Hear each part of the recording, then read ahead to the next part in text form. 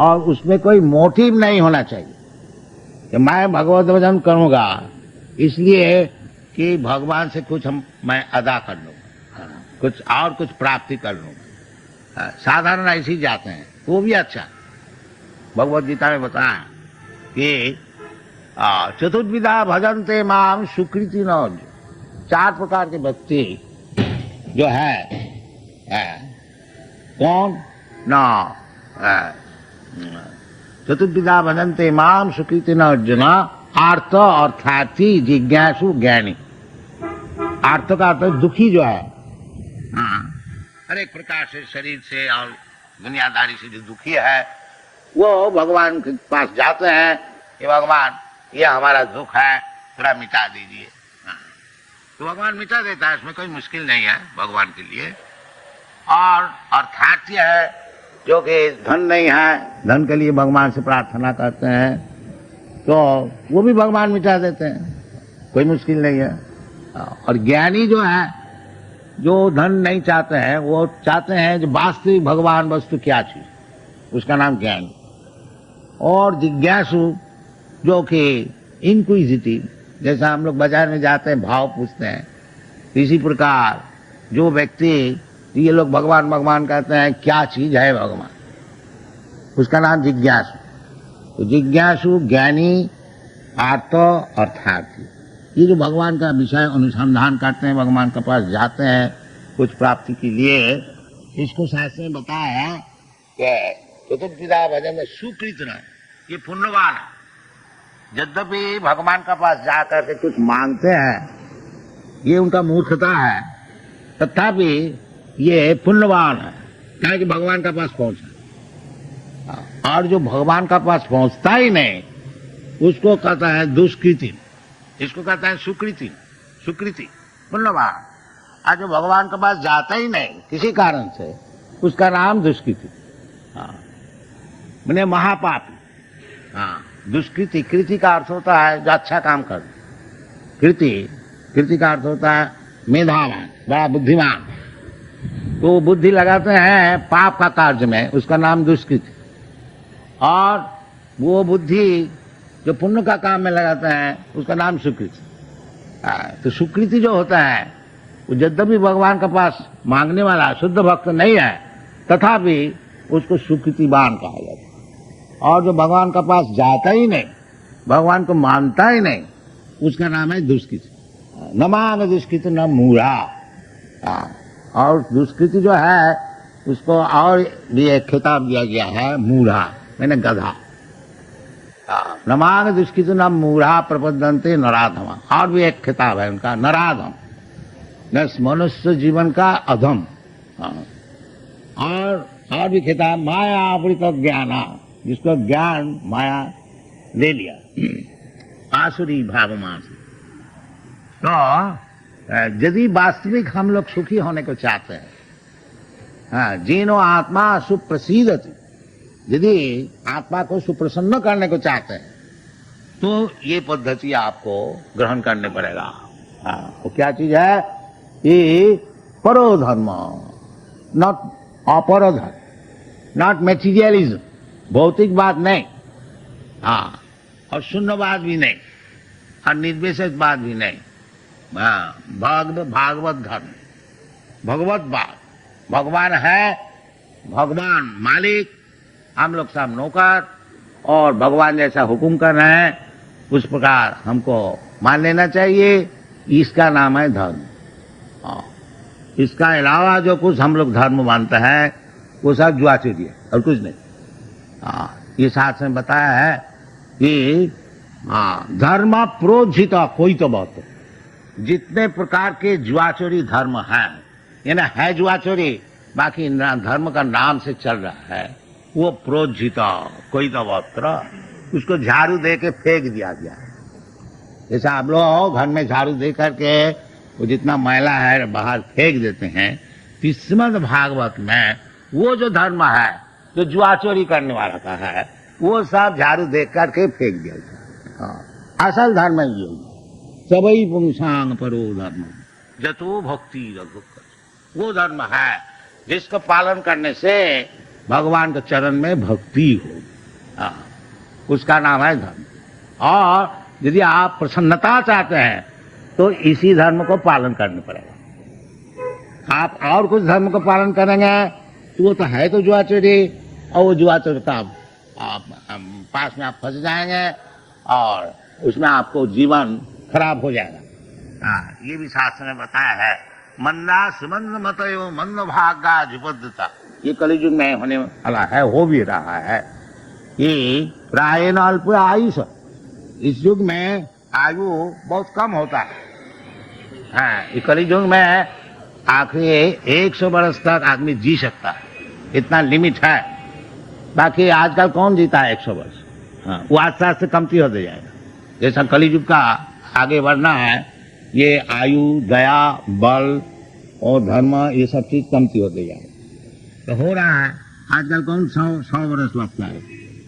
60-70 वर्ष कोई जीता रहे तो समझता है बहुत बुढ़ा। आगे जाके कोई 20 वर्ष 30 वर्ष तक जिएगा तो उसको माना जाएगा बहुत बुढ़ा, ऐसे शास्त्र में है। तो आयु हरती, इस प्रकार आयु का ध्वंस हो रहा है। और मैं जो जीवात्मा है, ये शरीर में मैं फंसा हुआ है। और इसलिए हमको, जब तक हमको ये भौतिक शरीर मिलेगा तब तक हमको दुख भोगने पड़ेगा। ये है प्राकृतिक नियम। प्राकृतिक नियम। मात्रा स्पर्शास्त्र कौनते शीतोष्ण सुख दुखदा। ये शरीर जो है, सुख और दुख के शरीर से होता है, आत्मा का सुख दुख नहीं है। तो यदि आत्मा का सुप्रसन्नता चाहते हैं, यदि आप सुख चाहते हैं, तो ये धर्म को पालन करना पड़ेगा। परो धर्म सभी पुंसांग परो धर्म, जो तो भक्ति अधोखज। अधोखज जो भगवान का एक नाम है अधोखज। तो उसमें भगवान का चरण में भक्ति आपको जरूर करने पड़ेगा। और यदि आप नहीं करेंगे तो आप दुख भोगते रहिए, ये आपका बिजनेस है। बाकी हम लोग का उचित है आपको बोलना, जो सच्ची बात है वो आपको सुना देना। ये कृष्ण कॉन्शियसनेस जो मूवमेंट है, यही सुनाते हैं दुनिया में। तो यदि आप सुखी होने चाहते हैं तो भगवत भक्ति को ग्रहण कीजिए। और यदि आप अंतकाल तक भुत्ता भुत्ता प्रलीयते, एक शरीर छोड़ करके और एक शरीर धारण करना और दुख भोगने को चाहते हैं, तो ये आपके काम है। बाकी इसको आप दुख से यदि छुट्टी चाहते हैं और परम सुख चाहते हैं, भगवान का पास जाने चाहते हैं, जदगत्याना निवर्तन्ते तद्धामम परमम मम। ये सब शास्त्र में बताया गया भगवद गीता में। बाकी खेद का बात है ये, जो हम लोग सब भगवद गीता पढ़ने वाला है, वैसे ये सब बात नहीं समझ। और बड़े बड़े स्कॉलर, बड़े बड़े स्कॉलर है, बड़े बड़े पॉलिटिशियन है, वो सब भगवद गीता पढ़ने वाला है। बाकी कोई भी कृष्ण जो भगवान है ये बताते नहीं। कृष्ण को उड़ा दो, कृष्ण को उड़ा दो और खुद भगवान हो जाओ, खुद अवतार हो जाओ। ये सब चाल चलता है। इसलिए इस प्रकार जो चीटिंग धर्म है, इससे आप लोग का कुछ लाभ नहीं होगा। असल जो धर्म है, परो धर्म, उसको ग्रहण कीजिए, भगवत भक्ति को ग्रहण कीजिए और उसको लाभ करने से जय आत्मा संप्रसिद्धि। इसका उदाहरण स्वरूप जैसा ध्रुव महाराज है, ध्रुव महाराज सुकृतिवान, उनको थोड़ा भौतिक दुख हुआ, उनको सतीली माता जी अपमान किया, जो तू अपना बाप का गोदी में बैठ नहीं सकता क्योंकि हमारा घर में तुम्हारा जन्म नहीं। ये अपमान से अपनी माता जी से पूछ करके, माता जी से पूछा, माता जी दुखी था, बेटा मैं क्या करूं, तुम्हारे पिताजी तो हमको मानते ही नहीं और हमको एक दासी भी नहीं मानते हैं, तो हम क्या कर सकते हो? भगवान यदि तुमको सुखी करें तभी सुखी हो सकते हो। तो भगवान कहाँ है? बच्चा तो ही है। तो माता जी बताया, सुनता है जंगल में होता है भगवान, बड़े बड़े ऋषि लोग भगवान को ढूंढने को जाते, तो जंगल में किया, तो तपस्या की। और उनका भीतर में उद्देश्य था कि हम ऐसा एक राज्य बनाएंगे जो हमारा पिताजी से भी जान, इसलिए तपस्या किया। और जब भगवान को दर्शन मिल गया, फिर जिसलिए तपस्या करने को गया था उसको भूल गया, वो राज्य के लिए गया था। हाँ, जब असल भगवान को दर्शन मिला, वो कहता है भगवान अब हमको कुछ नहीं चाहिए, आया था तपस्या करने के लिए, राज्य के लिए। बाकी जब भगवान का दर्शन हो गया, ये एक सुविधा है कि जो भगवान का पास जाते हैं कुछ दुनिया का चीज लाभ करने के लिए, यद्यपि वो उचित नहीं है, तथापि उनके लिए एक मौका है कि एक दिन ऐसा हो जाएगा वो कुछ नहीं चाहेंगे, केवल भगवान को चाहेंगे, ये उचित, इसलिए सुकृतिवान कहा जाता। हाँ, वो सब भूल जाएंगे, केवल भगवान को चाहेंगे। हाँ, तो ये सुविधा है। और जो राक्षस होते हैं, एथिस्ट होते हैं, उनको कुछ सुविधा है ही नहीं।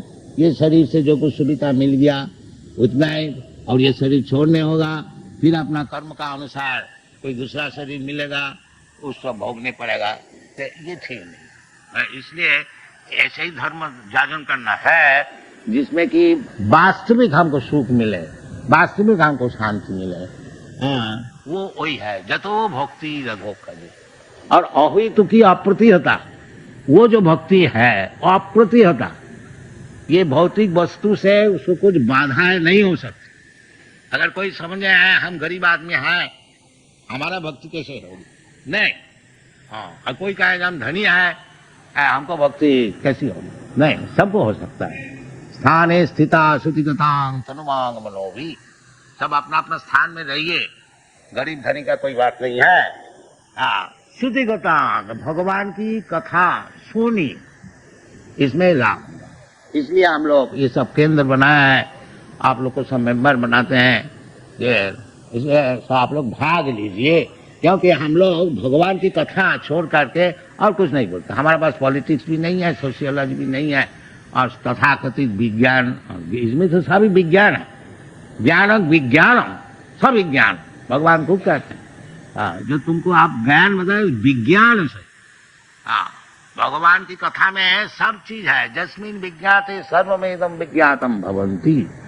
यदि आप भगवान को ठीक ठीक समझा तो सब विज्ञान आप समझ जाए। हम लोग बड़े बड़े साइंटिस्ट को चैलेंज करते हैं, चाहे साइकोलॉजिस्ट, फिजियोलॉजिस्ट, ये सब सारा दुनिया में घूमते हैं। रशिया में एथिस्ट, हाँ, उनको भी चैलेंज करते हैं, तो भगवान की कृपा से सब जगह जय भी होता है। हाँ, ये बात नहीं है। और बाकी मैं तो साइंटिस्ट भी नहीं है और साइकोलॉजिस्ट भी नहीं है, बाकी भगवान की कृपा से हमारा ही जय होता है। हाँ, सबई पुंसांग परो धर्मो जतो भक्ति जतो खजे, ये मंत्र का ग्रहण कीजिए, इसको प्रतिपालन कीजिए, तब हर तरह से आप सुखी हो जाएंगे। जेन आत्मा संप्रसिद्ध, यही आप लोग से प्रार्थना। Thank you very much.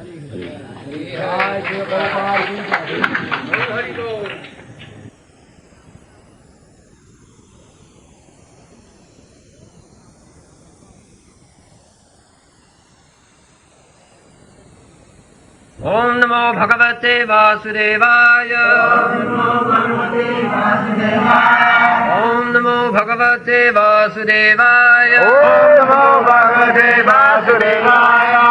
नमो भगवते वासुदेवाय। ओम नमो भगवते वासुदेवाय।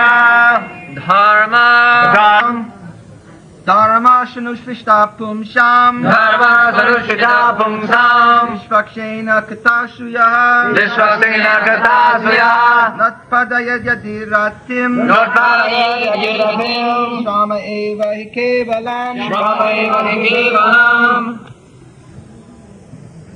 Duties, dharma, executed by men, regardless of occupation, are only so much useless labor if they do not provoke attraction for the message of the Supreme Lord. धर्मसनुष्ठित पुंसा विश्वक्षेण कथासु जन नोत्पादयेत् यदिरति श्रमैव हि केवलम्।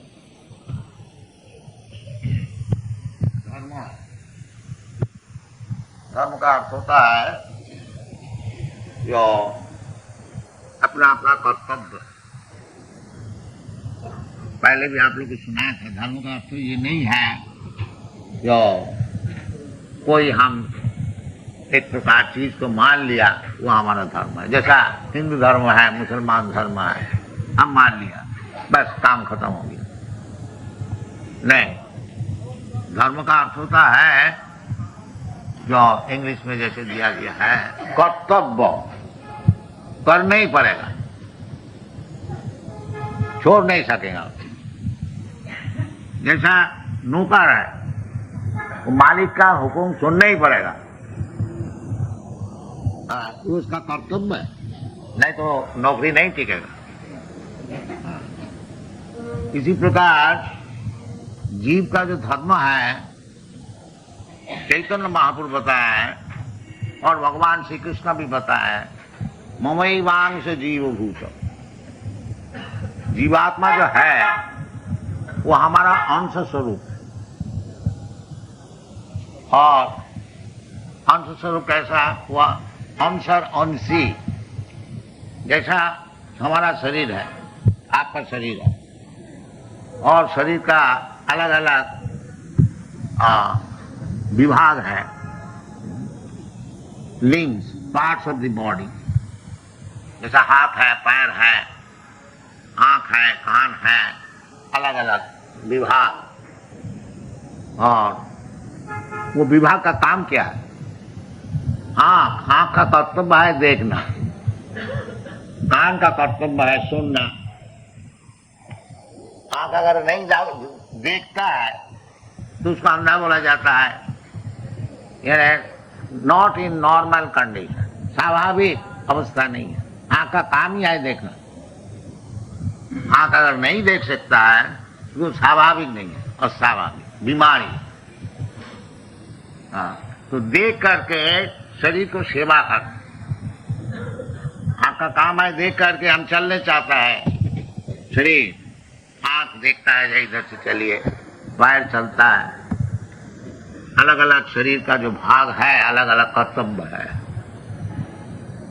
इसका नाम है धर्म। यानी आंख का धर्म है देखना, पैर का धर्म है चलना।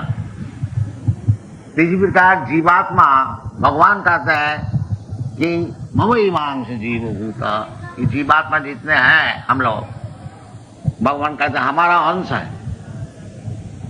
तो जैसा शरीर का अंश हाथ पैर आंख अलग अलग सब सेवा कर रहे हैं, सेवा में नियुक्त है, इसी प्रकार जीवात्मा का कर्तव्य है भगवान की सेवा में नियुक्त रहना। ये कर्तव्य, ये अंश है ना। भगवान जैसे चाहते हैं एक एक देवता से एक एक काम लेता है, इसी प्रकार एक एक जीव से एक एक काम लेता है, तो उसका नाम है भक्ति। आनुकूल्येन कृष्णानुशीलनम भक्ति रुत्तमा। भक्ति का अर्थ होता है कि एक एक जीव का एक एक कर्तव्य है भगवान का तरफ। भगवान जो चाहते हैं तुम ये काम करो, वो सेवा है। जैसे अर्जुन को भगवान बताया तुम लड़ाई करो, तो लड़ाई करना है उनका कर्तव्य, उसका नाम है भक्ति। आनुकूल्येन कृष्णानुशीलनम, अनुकूल भाव से, प्रतिकूल भाव नहीं। जो कृष्ण बताए उसको करो। भगवान ये चाहते भी हैं, सर्वधर्मान परित्यज्य मामेकं शरणं। मैं जो बोलता हूं उसको सुनो, हमारा चरण में शरणागत, इसका नाम है धर्म। इसलिए भगवान कहते हैं सर्वधर्मान परित्यज्य। और सब धर्म का नाम जो सब चल रहा है वो सब जुआचुरी, असल धर्म ही है। आनुकूल्येन कृष्णानुशीलनम, यह असल धर्म। जैसा भगवान बताते हैं ऐसा करो। भगवान बताते हैं मन मना भव मद भक्तो मत जाजी मांग नमस्कुरु, वो तुम्हारा धर्म है, हमारा धर्म है। भगवान खुद बता रहे हैं कि सब समय हमारा चिंतन करो, मन मना भव मद भक्तो, हमारा भक्त बन जाओ, हमको नमस्कार करो, हमको पूजा करो, ये भगवान बताते। वो करना ही हमारा धर्म है। और जो काम हमारा है वो सब अधर्म है। इसलिए भागवत में कहते हैं धर्म प्रोज्झित कोई तब अत्र। ये जो चीटिंग, छलबाजी धर्म है, यानी भगवत सेवा छोड़ करके जो कुछ धर्म का नाम में चल रहा है ये सब कोई का चीटिंग, असल धर्म ही है। हाँ, तो हम लोग अपना अपना सब धर्म बना लिया है। हाँ, तो इसलिए बता रहे हैं कि धर्मस्व अनुष्ठित पुंसा, अपना अपना से ड्यूटी हम लोग सोच लिया, ये हमारा ड्यूटी। अच्छा, अपना ड्यूटी करो, परंतु आखिरी में यदि अपना ड्यूटी जो है उसको करके भगवत भक्ति हुआ तो तुम्हारा ड्यूटी ठीक हुआ, और नहीं हुआ तो समय वही केवलम, केवल परिश्रम हुआ और कुछ नहीं। लाभ हुआ परिश्रम, लाभ ना होइल इथे घोटिल जोंजा, ना नरोत्तम दास ठाकुर। ये जो हम धर्म बना लिया है शरीर का, इसमें हमारा कुछ लाभ नहीं हुआ, केवल जंजाल हुआ। बस यही बात है। हम लोग जो तात्कालिक धर्म में फंसे हुए हैं और भगवान को भूल गया है, इसमें हमारा लाभ यही है, वही फंसे ही रहेंगे, और कुछ नहीं, और कुछ नहीं। हाँ, एक जन्म का बाद और एक जन्म वही काम में फंसा रहा है, शरीर का धर्म। हाँ, इसलिए कहते हैं जो अब पूछना चाहिए धर्म क्या चीज। हाँ, धर्म का अर्थ होता है क्लियर, स्पष्ट, भगवान बता रहे हैं यही धर्म है कि माम एकम, ये नहीं है जैसा मायावादी लोग कहते हैं कि कोई भगवान का रूप जाजन करो फल एक ही होगा, नहीं, भगवान ये बात नहीं बोलते। भगवान का रूप सभी है, आप भी भगवान का रूप है, हम भी भगवान का रूप है। हाँ, परंतु भगवान का एक खास रूप है, वो रूप को भजन करना चाहिए। इसलिए भगवान कहते हैं माम, मुझे एकम, एक कृष्ण रूप। कृष्ण का अर्थ होता है विष्णु तत्व। हाँ, रामादिमुत्तिषु कला नियमेन तिष्ठन् नाना अवतार मकरद भुवनेषु किंतु कृष्ण स्वयं समभवत् परम पुमान। जो कृष्ण जो है स्वयं परम पुरुष है। हाँ, ये ब्रह्म संहिता में है, और भी बताया है। गोविंदवादि पुरुषम तमं ईश्वर परम कृष्ण सच्चिदानंद विग्रह अनादिरादि गोविंद सर्व कारण कारण। सब कारण के कारण, मूल कारण है कृष्ण। अहम आदि ही देवाना, भगवद गीता में भगवान खुद बता, मत परतरम नान्य किंचिद अस्ति धनंजय, तुझसे बढ़कर के और कोई परतत्ता है। तो भगवान खुद बता रहा है, हमको लेना चाहिए, उनको समझना चाहिए। हाँ, और एक दफे हम भगवान कृष्ण को समझ लिया। भगवान कृष्ण को समझना कोई सरल बात नहीं है, बहुत मुश्किल है। परंतु यदि साधु सत्संग द्वारा भगवान का विषय कुछ हम लोग समझ लिया तो हमारा जीवन सफल हो गया, और नहीं तो समय वही केवल परिश्रम। खूब गंगा स्नान किया, खूब तिलक लगाया, खूब तीर्थ स्थान में भ्रमण किया, और पूजा पाठ जाग यज्ञ सब कुछ किया, बाकी भगवान को नहीं समझा, तो ये सब परिश्रम, इसमें कोई लाभ नहीं। लाभ है यदि भगवान कृष्ण को कोई समझ सके, इसमें ही लाभ है। आराधित यदि हरि तपसा तत्किन, यदि भगवान कृष्ण को कोई समझ गया फिर उसका तपस्या का क्या जरूरत है, उसका काम बन गया। नाराधित यदि हरि तपसा तत्किन, और खूब तपस्या किया, खूब जादू किया, बाकी भगवान कृष्ण को नहीं समझा, तो तुम्हारा तपस्या के क्या फल?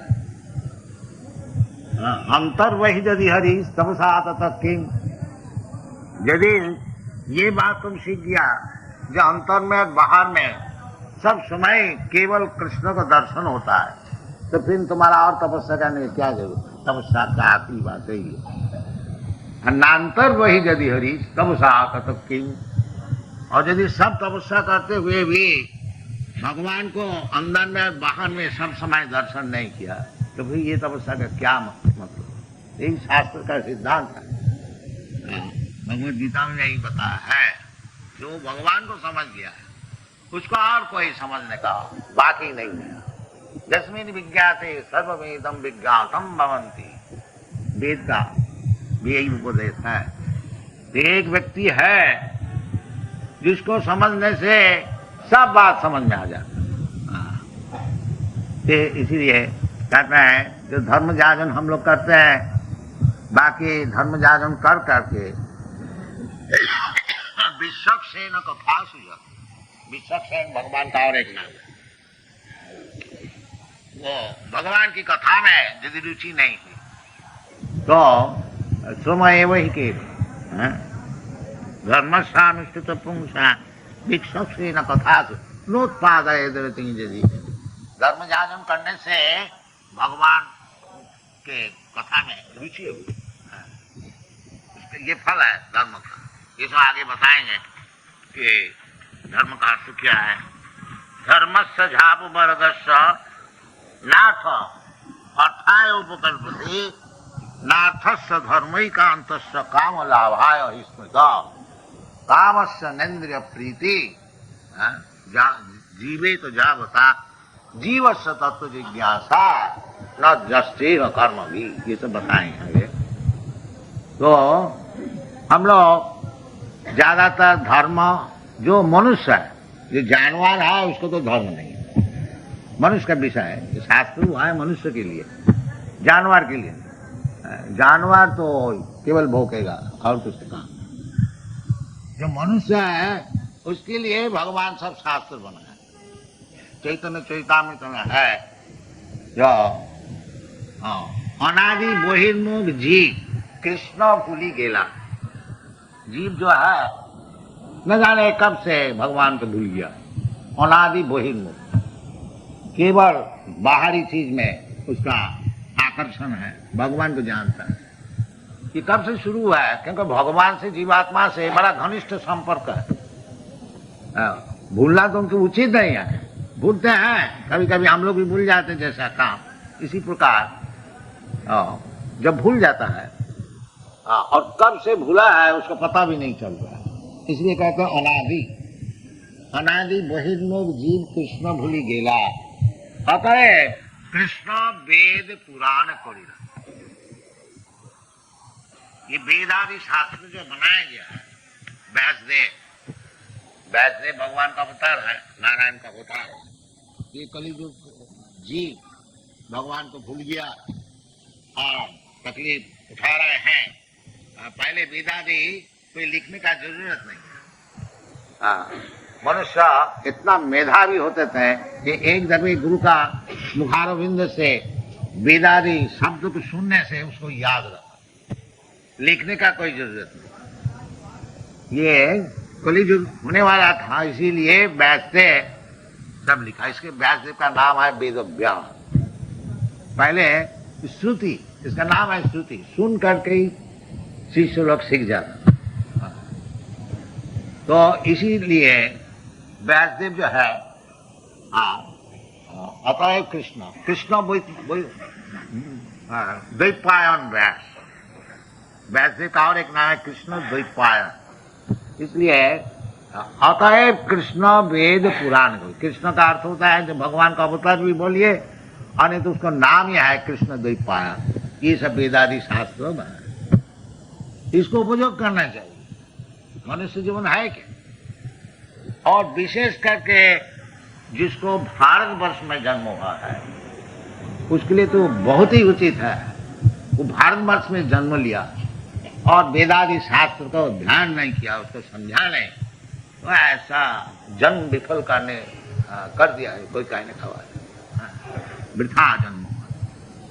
भारत भूमि में जन्म लेने का एक बहुत भारी उद्देश्य है कि ये वेदादि शास्त्र पढ़ करके वो समझ जाए जो क्या है, भगवान क्या है, भगवान से उसका क्या संपर्क है और वो संपर्क से हमको क्या करना चाहिए। ये सब वेदादि शास्त्र में निर्देश है, तो करना चाहिए। जिसे चैतन्य महाप्रभु बता रहा है कि भारत भूमि पे मनुष्य जन्म होइल जा, ये भारत भूमि में जिसको मनुष्य जन्म, गधा नहीं, सुअर नहीं, मनुष्य, उसका जन्म सार्थक करना चाहिए। भारत भूमि पे मनुष्य जन्म होइल जा, जन्म सार्थक करी, जन्म सार्थक उनको मौका है